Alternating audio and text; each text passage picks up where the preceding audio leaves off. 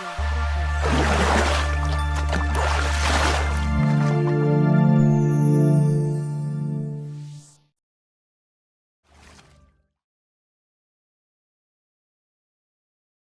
puasa ini saya ngaji kitab Al-Iqtisad fil I'tiqad. Nah, ini ada kopinya ini. Cocok. Ini karena ada ya Anis, wis entuk kopi njaluk kopi meneh. Jadi kitab ini itu karangan Al-Ghazali, saya kaji selama puasa ini setiap malam. Nah, kitab ini agak rumit.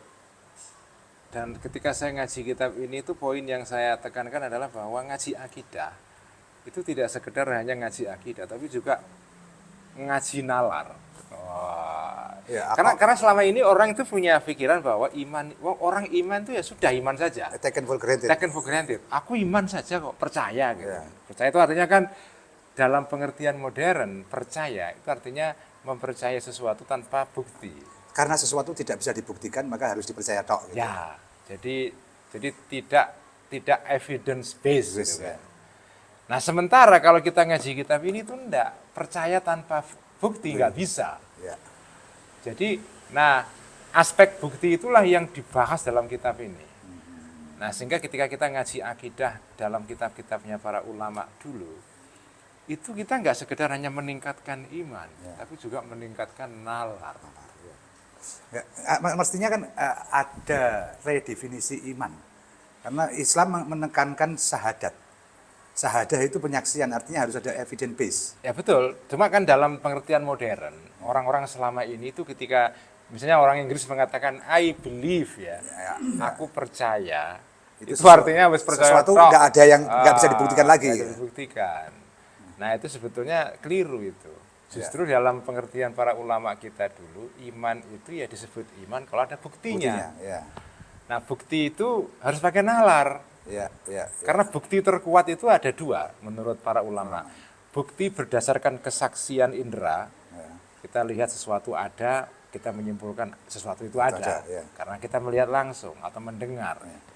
Yang kedua, karena nalar. Karena kita punya nalar yang bisa membuktikan sesuatu itu ada. Dua bukti yang paling kuat itu bukti inderawi dan bukti nalar. Ya. Atau ada sesuatu kalau menurut Imam Ghazali juga, ketika beliau menyebut yakin, ainul yakin, yakin, ainul yakin. Berdasarkan itu namanya berdasarkan pengalaman batin. Ya, artinya penyaksian langsung. Penyaksian langsung itu syahadah juga. Syahadah tapi di sesuatu yang mungkin permasalahan orang bukan evidence based, tapi sesuatu yang dia tidak punya bahasa untuk mengungkapkan apa yang dia lihat, yang dia saksikan. Atau syahadah di sini bukan syahadah mata luar, tapi mata batin. Mata batin. Nah, itulah yang disebut dengan syahadat. Nah, mata batin itu kan ada dua, mata batin ala para filosof menggunakan nalar, ada mata batin berupa hati.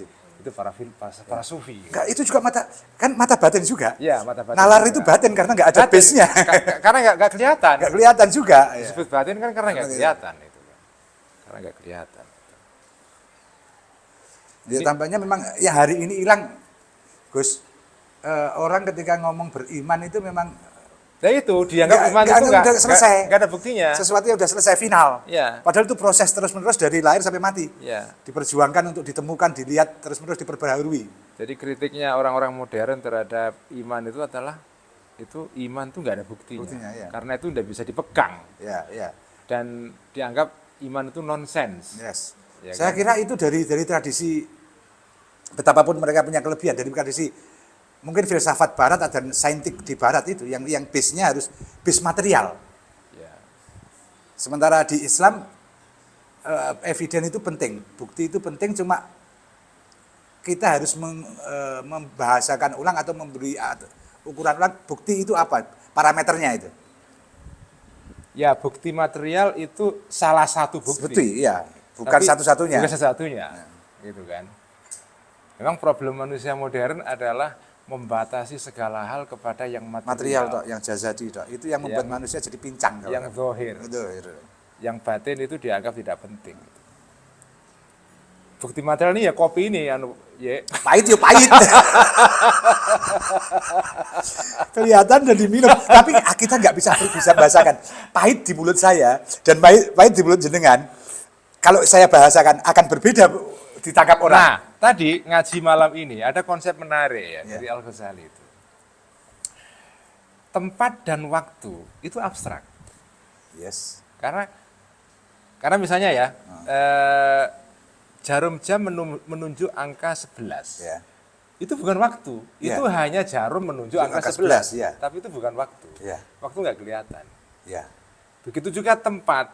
Misalnya buku ada di lantai ini. Ini bukan tempat ya, buku saja. Ya. Tempat itu tidak kelihatan. Ya. Nah, tempat dan waktu menjadi nyata ketika diisi sesuatu. Jadi misalnya waktu itu abstrak. Baru kalau kita punya kegiatan, misalnya kita jalan pagi dari jam 7 sampai jam 9. Waktu yang semula abstrak jadi real. Ya.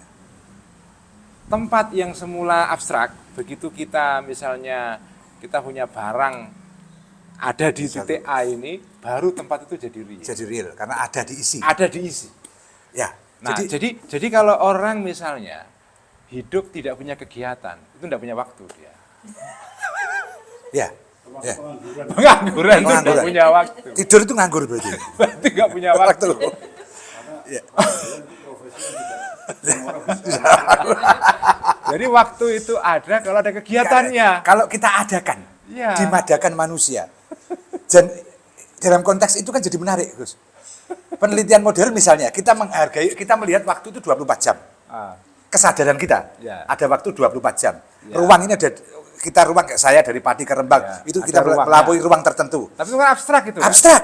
Bagi hewan, ada penelitian yang misalnya hewan kecil-kecil itu, yang hidupnya cuma di mata kita 2 jam misalnya.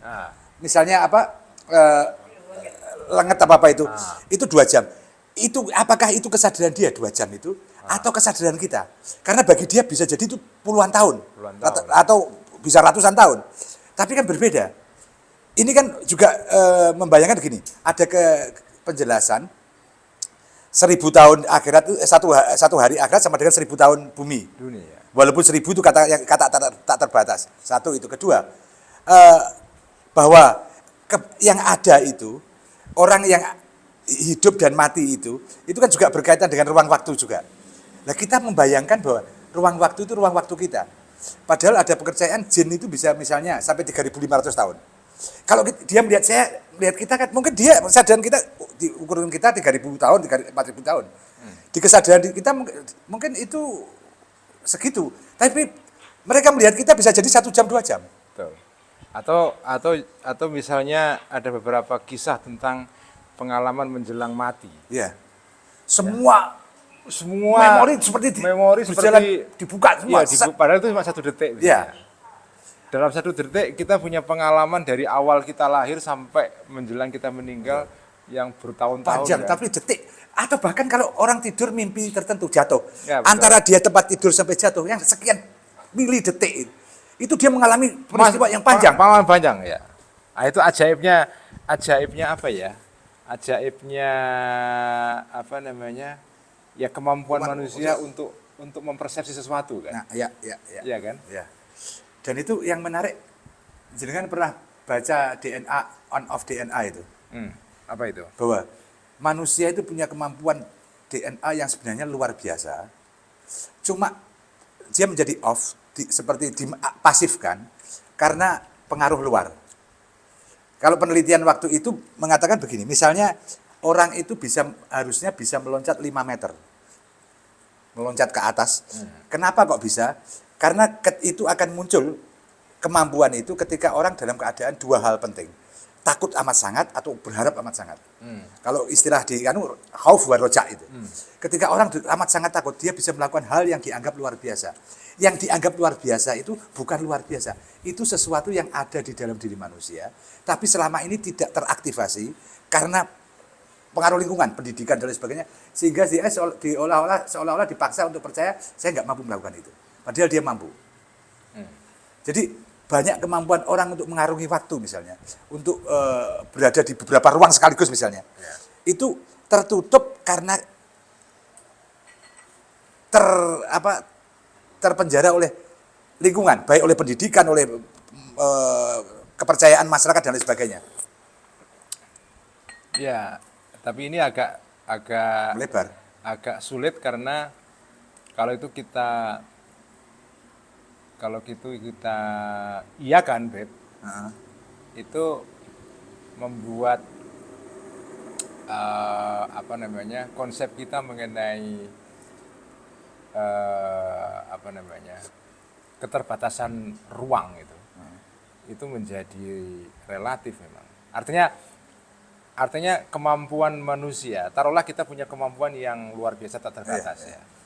Tapi kan ada hukum-hukum di sekitar kita yang membuat kita memang nggak bisa merealisasikan itu. Karena ada constraint, ada batasan. Misalnya kalau selama kita hidup di alam ini, kita nggak bisa lepas dari hukum gravitasi misalnya.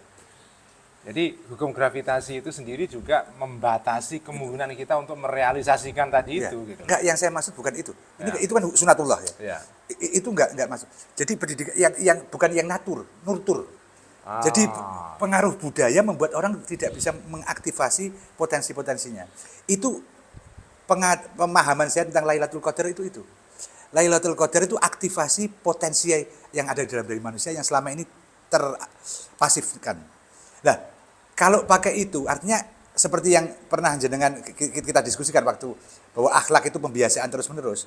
Itu setahun pembiasaan, kita melatih pembiasaan tertentu seperti pemain sepak bola berlatih betul. Pada titik tertentu dia akan mengaktifasi sesuatu yang tidak bisa dengan latihan. Betul. Ya. Setuju. Setuju ya? Oke, artinya kan yang saya maksud itu tertutup karena kita tidak melatih. Dan itu dibuat kita nggak melatih kenapa? Karena orang membuat kita budaya memaksa kita percaya bahwa itu nggak mungkin dilakukan manusia. Jadi latihan itu bisa membuka rahasia. Rahasia yang selama ini terkunci. Dan itu akhlak itu kan, khuluk itu kan itu. Ternyata kan terbukti di sebagian di daerah Sulawesi atau suku yang bisa hidup bahkan di Madura yang menurut hitungan rasional manusia biasa orang menyelam itu paling berapa menit? Itu kan bisa jam-jaman. Artinya dia bisa beradaptasi. Suku Bajo itu kan bisa hidup di air begitu. Itu kan itu potensi manusia sebenarnya. Cuma kita nggak kembangkan saja gitu. Itu kan ruang waktu juga kalau di konteks itu. Dan aktivasi, mengisi ruang waktu itu kan aktivasi tadi.